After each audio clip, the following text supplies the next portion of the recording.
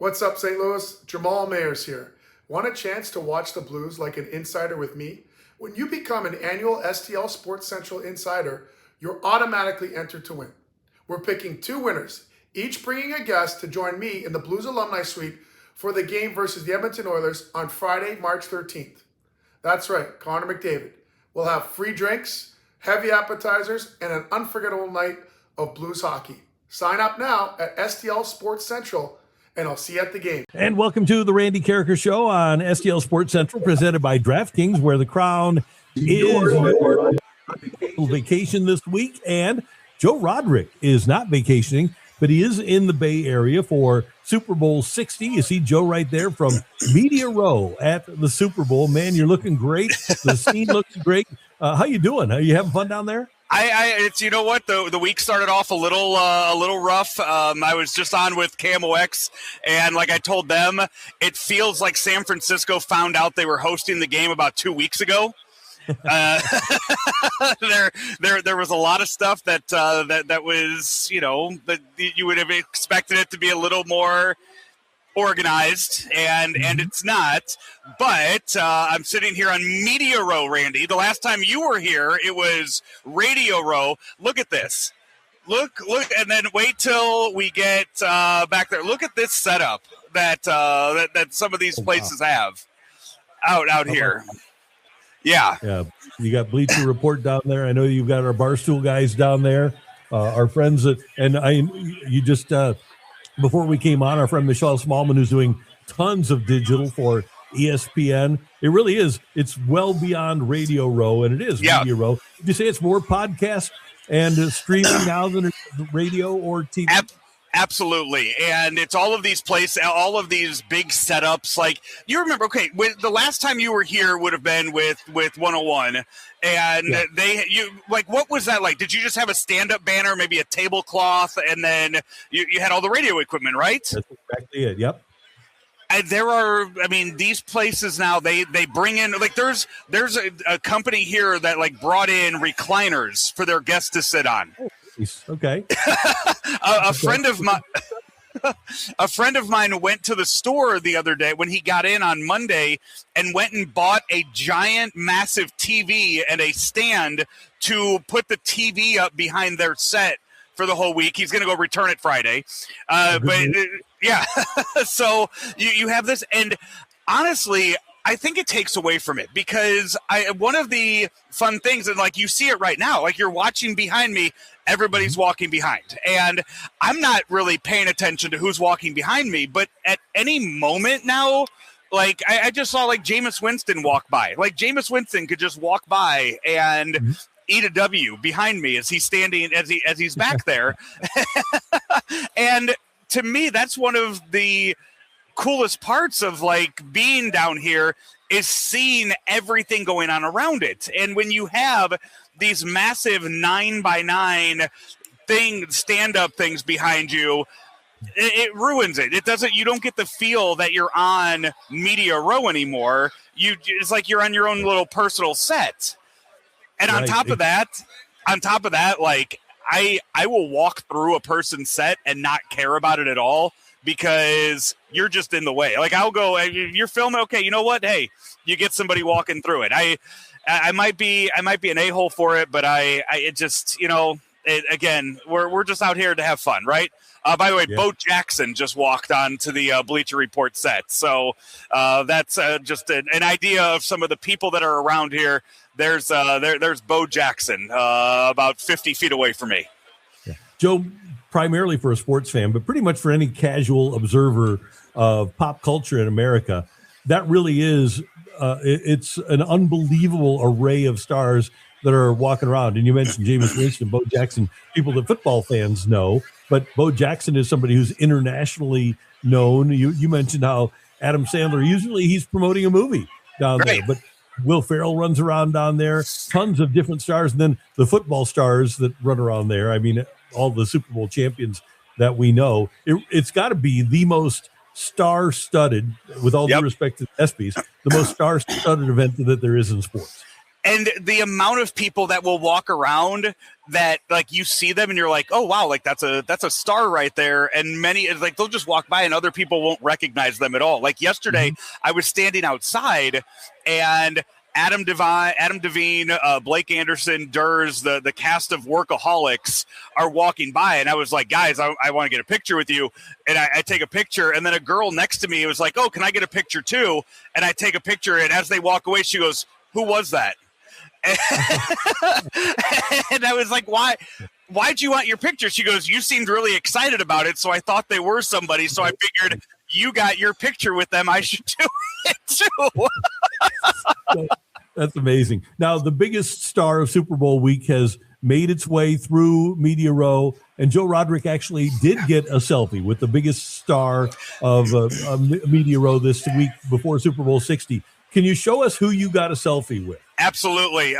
This is Slammin' Strawberry, one of the mascots of the Pop-Tart Bowl.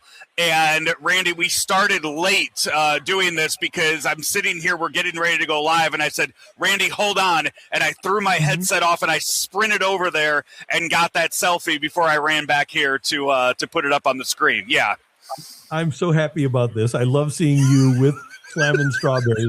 And here's the thing I wish.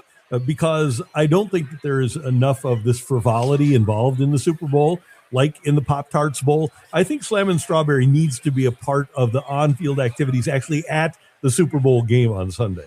Yeah, I would think, seeing the level of popularity that this has become because of the mascots in this, because in that game, you would think that other teams would do the same. Like they would want to also try to put their mascots involved in this and put it to that next level. I am going to put another one. So I will say this with all respect to Slammin' Strawberry, not the biggest celebrity that I have taken a picture of today. Really? Yeah, I will. I am not in this picture, but I'm about to put this one up on the screen too, Randy. I was a few feet away. This was about a half an hour ago. Okay. I was a few feet away from it. Here we go. It's loading into the to our thing here. Randy, are you familiar with this celebrity? Oh, is that Kirk Herbstreit's dog? It is Peter Herbstreit. Yeah. Okay. Yeah. Oh, what a. So yeah, it doesn't get any better. And that okay. So I know a lot of people have complained about Peter traveling too much, and I get that Kirk Herbstreit's going to be at the Super Bowl, but for Peter Herbstreit to become a Super Bowl celebrity, that might be a little bit over the top.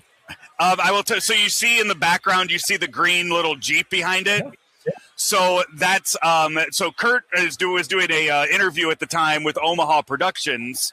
Right behind that black curtain, and Peter was just hanging out playing with his toys while people were taking pictures. As Kurt was walking away, Peter jumped into that Jeep and Kurt pushed the Jeep away. So Peter wasn't walking from he's just getting around in style. So are the Mannings down there? You mentioned Omaha Productions. Have you seen Peyton or Eli running around? I haven't seen them running around. I know Eli was at an event yesterday for I think it was like a girls' flag football game. I think Eli was the referee for that yesterday, so he was there for that. I have not seen Peyton at this. Usually Eli I have seen like pop around from time to time at these. I could say like I have never seen Peyton on Radio Row ever for that. Even among the stars, those people would glom onto Peyton. Peyton would probably be in the pecking order, number one or number two, that even other stars would want to get a piece of Peyton Manning. Oh, absolutely. Yeah. It's just an entirely new level of that. And I think that's the take I got because I knew Bo Jackson was going to be here today. I knew he was going to be here today and tomorrow. And it just absolutely impossible to book him. I had zero chance at booking him. And last night, Wednesday night, I was hanging out with a few guys from the Dan Patrick Show. And I was asking them, I was just like, who's the biggest guest you've had on? And they were telling me, the regulars. And I said, I'm assuming you guys got Bo this week, and they were like, yeah, we have him on Thursday, and he was giddy. Like, they were like talking. He's like, that's a unicorn in this business. Wow. So, and I told him, so you remember this is several years ago when Mizzou played Auburn in the SEC championship game. Mm-hmm. I was trying to book. I was at 590, and I was just trying to book. I might have been at 920, whenever the year that was. I'm trying to book Bo Jack. I was just trying to book anybody with Auburn ties that whole week on the radio. Just trying to get anybody with Auburn ties to come on and talk about it. So I reached out to Bo Jackson's foundation, and I was like, hey, we're here. We cover Mizzou. You guys are playing Auburn. Any chance we could get Bo on? And the response I got back was, sorry, Bo's focusing on the game this week and not doing any interviews. Oh, you're kidding. And he's been on football for, what, 20 years, 30 years? Right. Yeah, 90, 2000, 25 years almost. Amazing. But and I got that, and I'm like, you know what? There's certain rejections you get for that, and you're just like, oh, come on. But for that, it's one of those where it's so out there, you're just like, I respect how dumb of a rejection that is. Right. Okay, so were you at a Super Bowl party when you were hanging out with the Dan Patrick guys? Yes, I was at the Volume party. That is Colin Cowherd's company, podcast company. So I was out there for that on Wednesday nights. Yeah. Good. Any other parties that you're going to hit during Super Bowl week? Thursday night, I will be at it's the Cigar Gridiron Classic. It used to be called the Ditka Jaws Cigar Party. Now it's Brian Urlacher is kind of one of the people behind it. Ditka Urlacher are doing a lot with that. I'll be there tonight. The Sirius XM party concert. I'll be out there for that. It's Noah Khan is playing that show.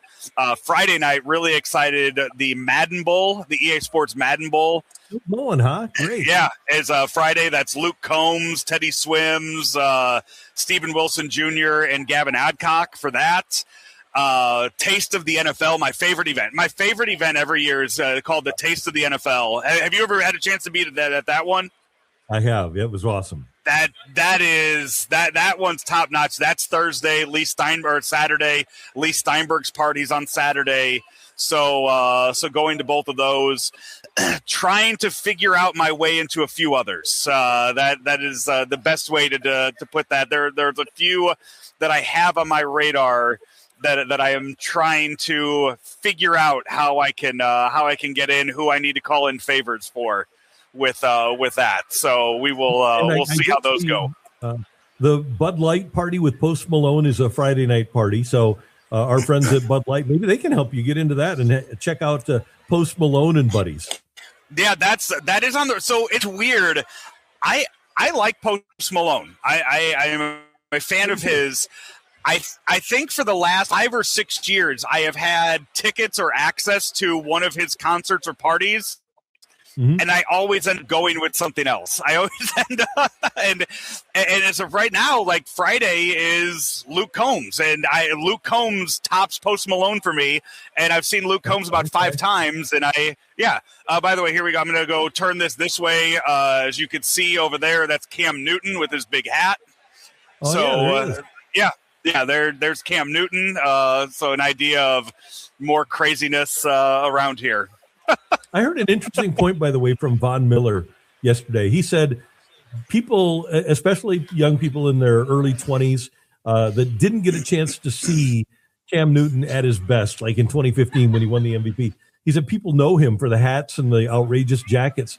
And it kind of takes away, Von Miller said, it takes away from how great he was as a player, because Miller said he was the toughest other player that I ever went against, because obviously 6'5", 250 pounds, could run, could throw. And Miller said, I think that, not taking anything away from what he's doing in media, because it's great, but he said, I kind of think that all of that clothing and the hats and the style at this point take away from the great memories of him as a football player. I never thought of it that way, because I got to see him as a great player, and I know him as a great player, but it's an interesting take from Von Miller.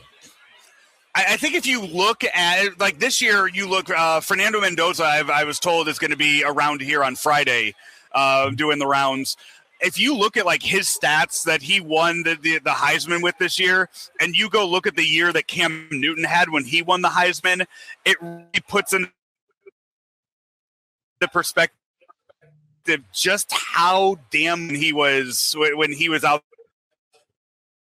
there doing things for Auburn.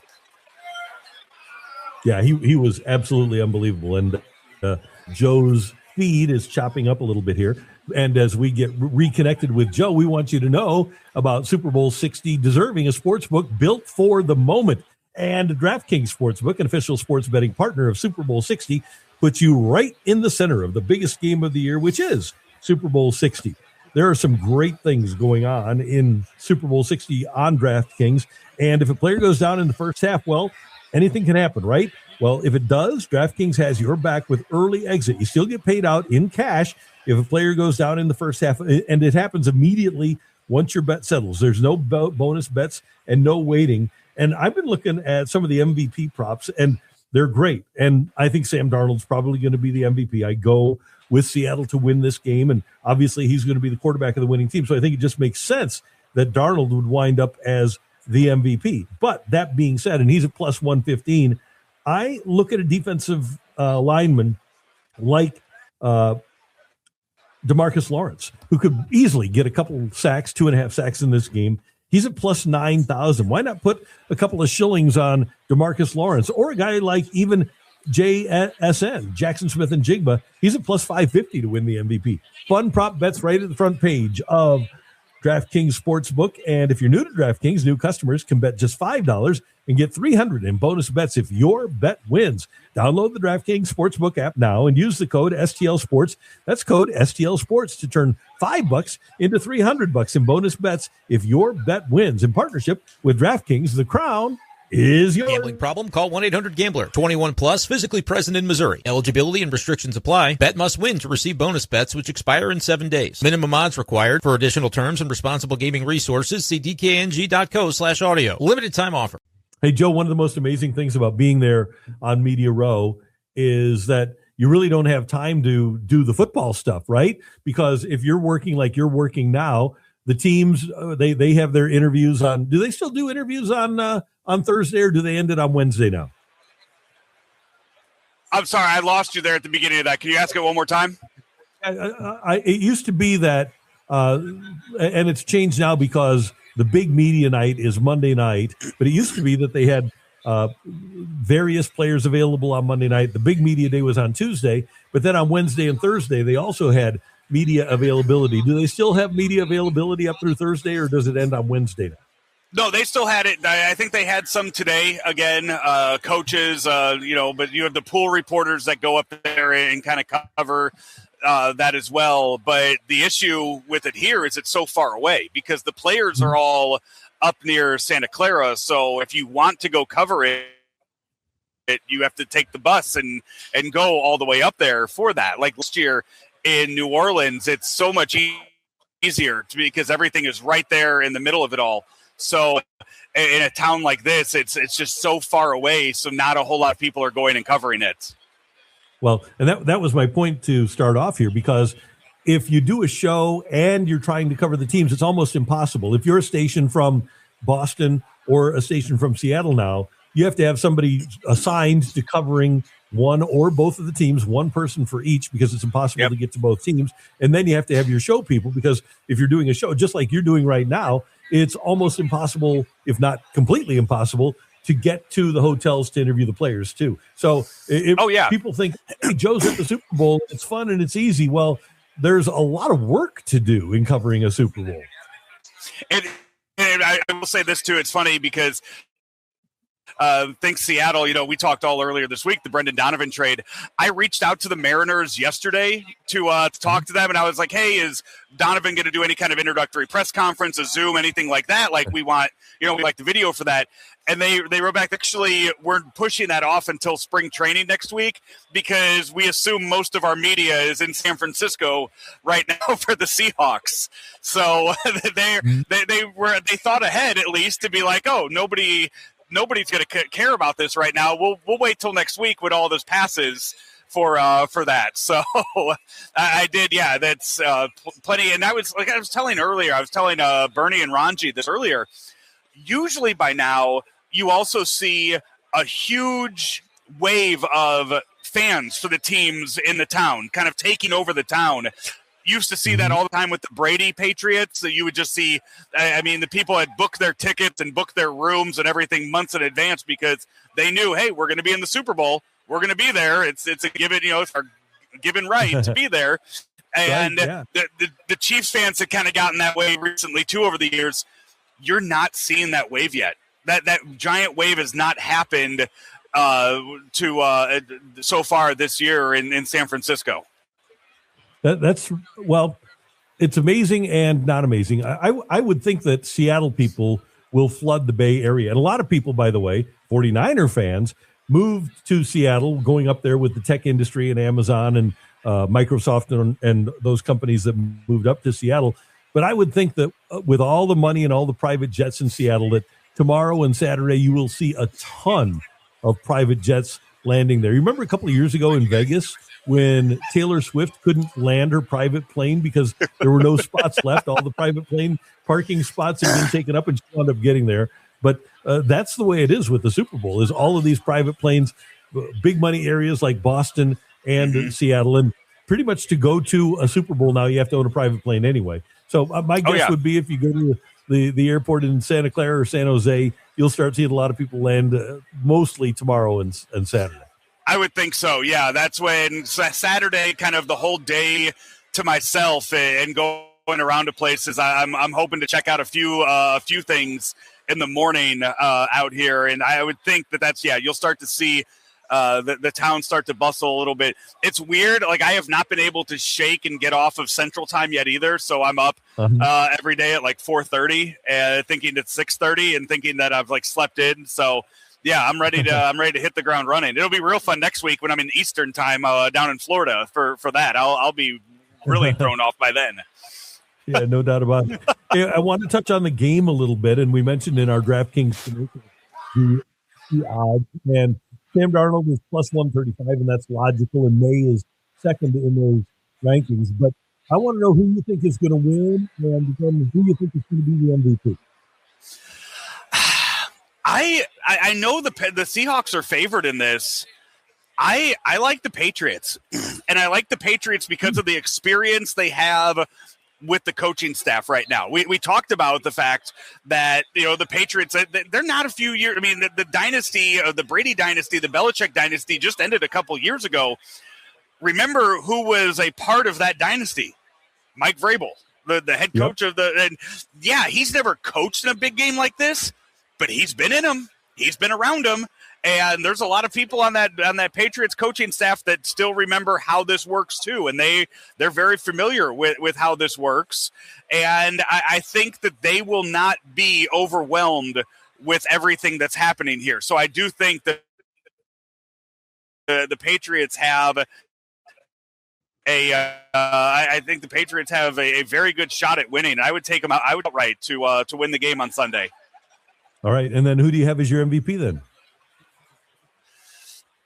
I'm just going to go with the boring answer and say the quarterback. I think I do have Drake May as plus 310 for an anytime touchdown in the game. So I'm really hoping that hits. I had a nice bonus bet for my King of the Court victory last week that I put on Drake May to score an anytime touchdown. So if that happens, I'll be very, very happy. So hopefully that also leads to an MVP for him.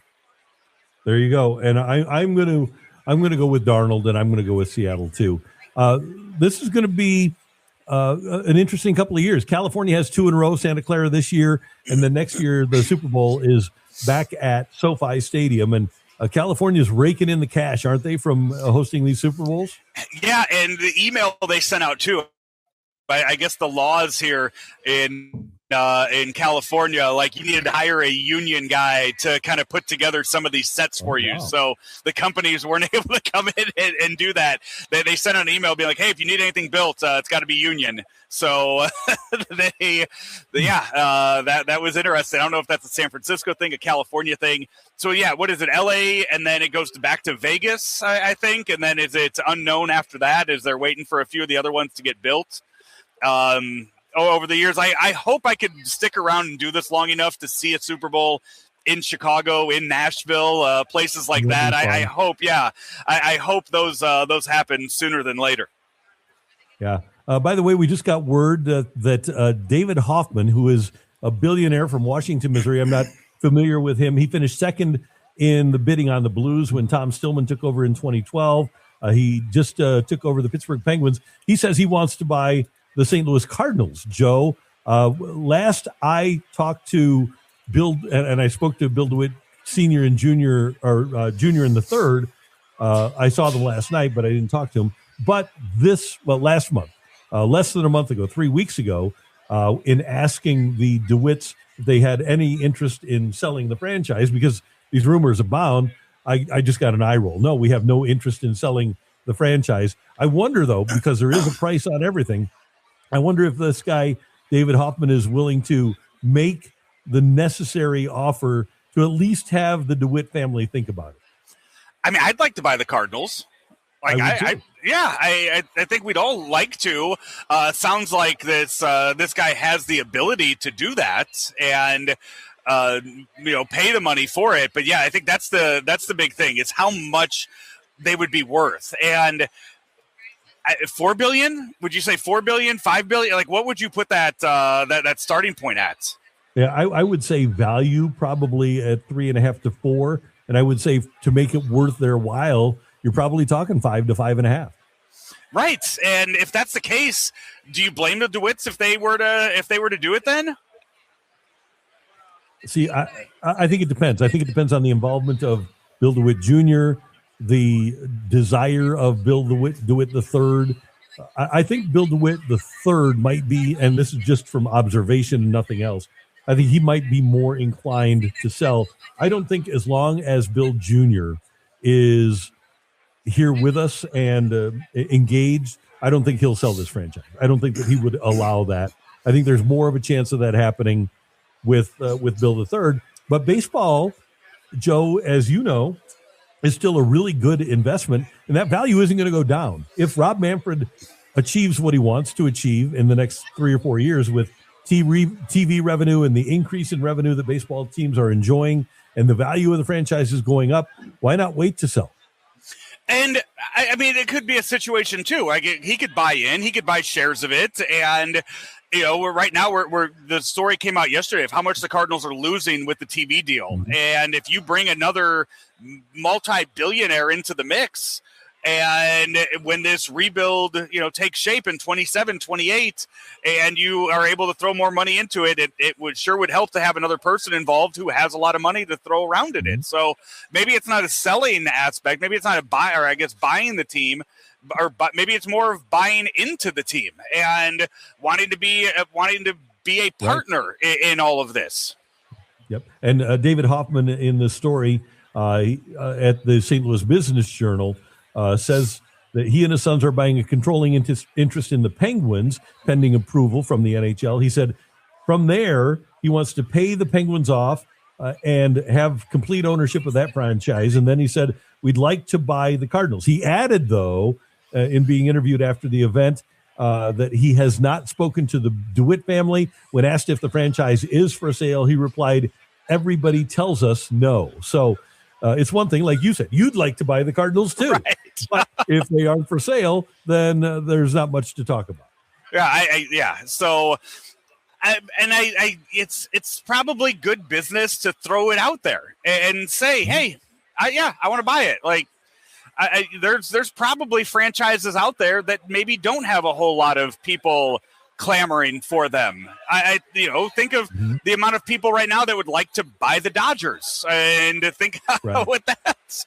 And if somebody has that money to do it, you're telling me that the Dodgers, like right now, if we're saying the Cardinals are $5.5 billion, the Dodgers if somebody went to the Dodgers today and said, hey, $15 billion, and yeah, we'd like to buy the Dodgers, are the Dodgers going to say no to that right now? Like they probably do.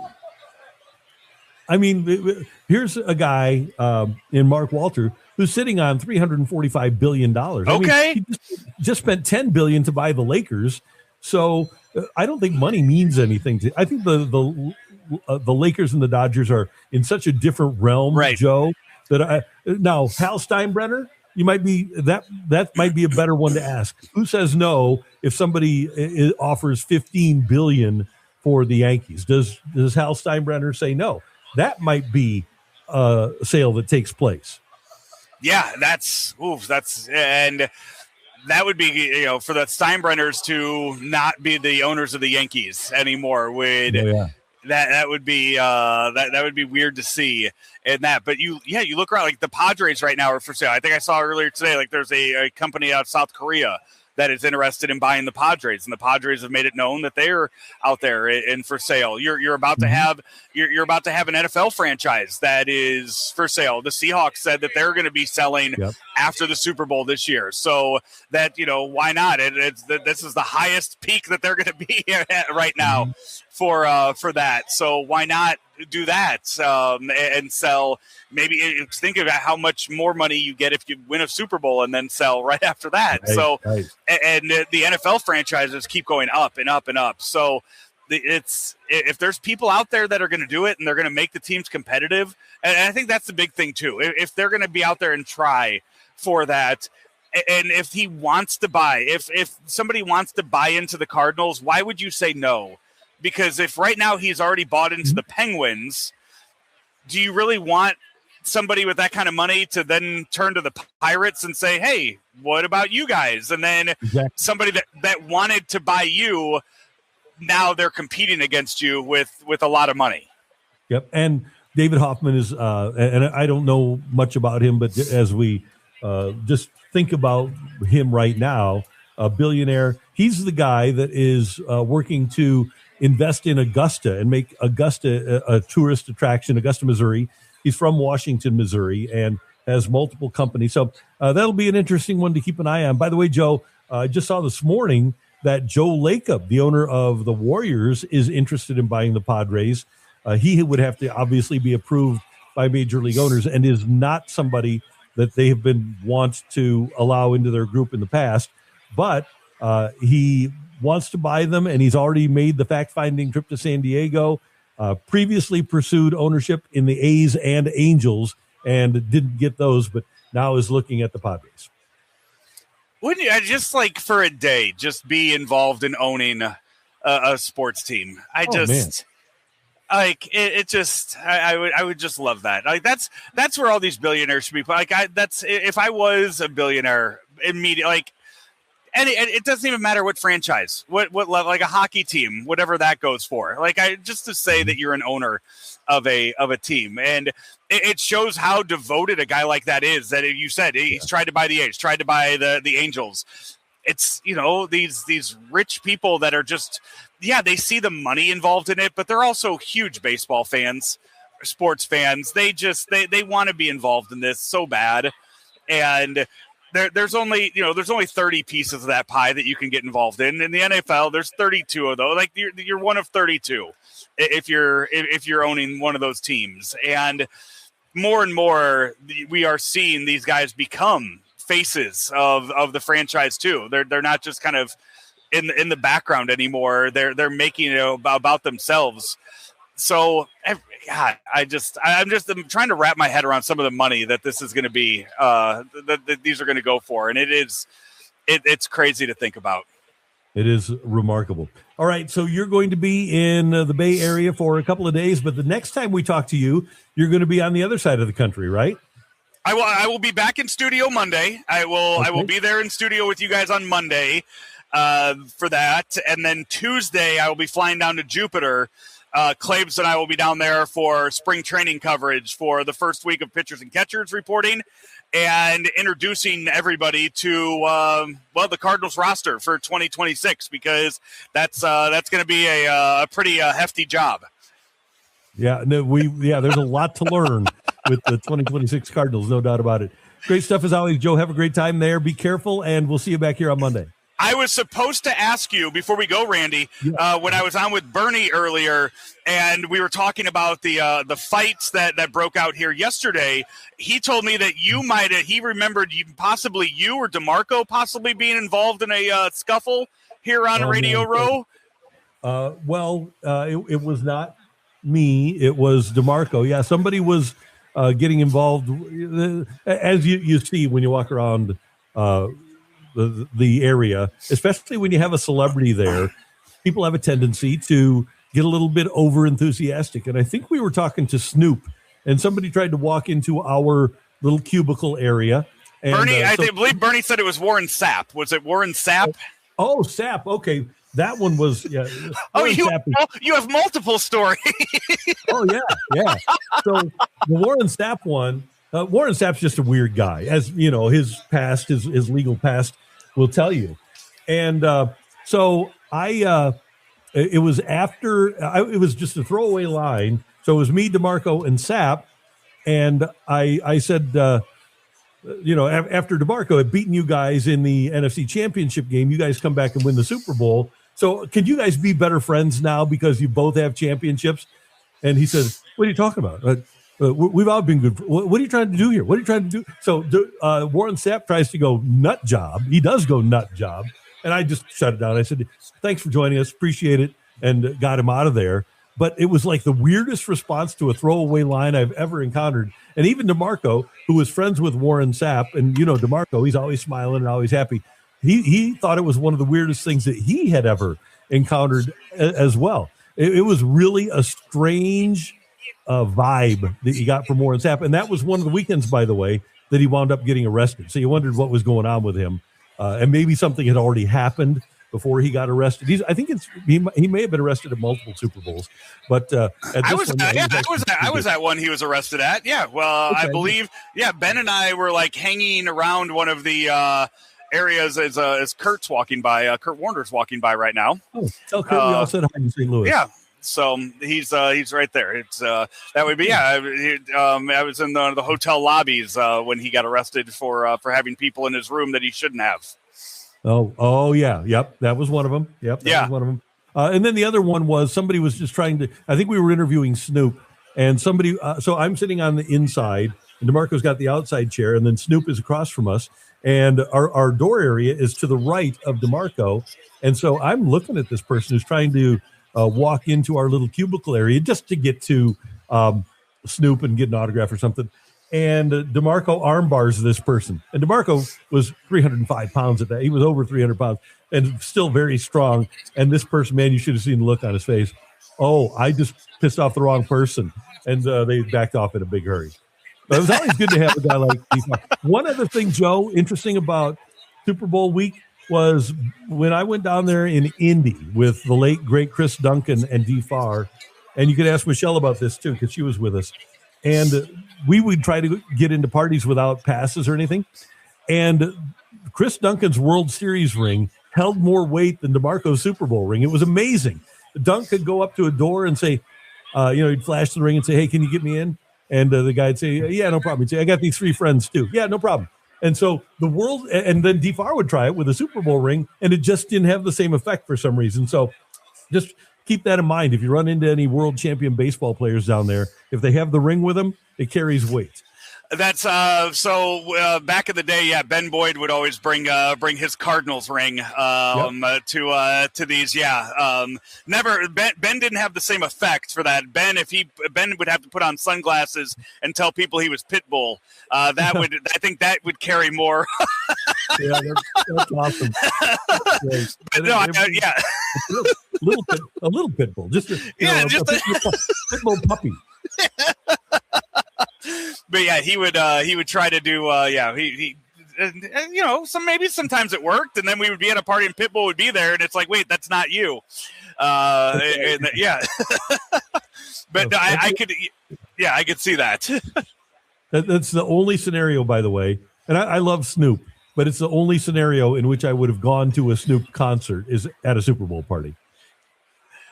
Yeah, I would agree with that too. Correct. Yeah, 100%. It smelled weird in there. It smelled weird in that room. I don't know why. So, all right, Joe, have a great time, and we'll talk later, okay? Absolutely, man. Thank you. That's a great Joe Roderick with us on STL Sports Central, the Randy Karraker Show, presented by DraftKings, where the crown is yours. Stick around. A lot of great stuff coming up here from the Super Bowl, from spring training next week on STL Sports Central.